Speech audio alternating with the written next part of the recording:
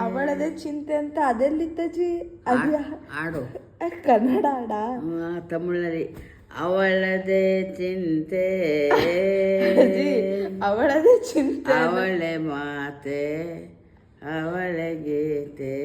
ಅದ್ ಕನ್ನಡ ಕನ್ನಡ ತಾನೆ ಮತ್ ತಮಿಳಲ್ಲಂತ್ಯ போன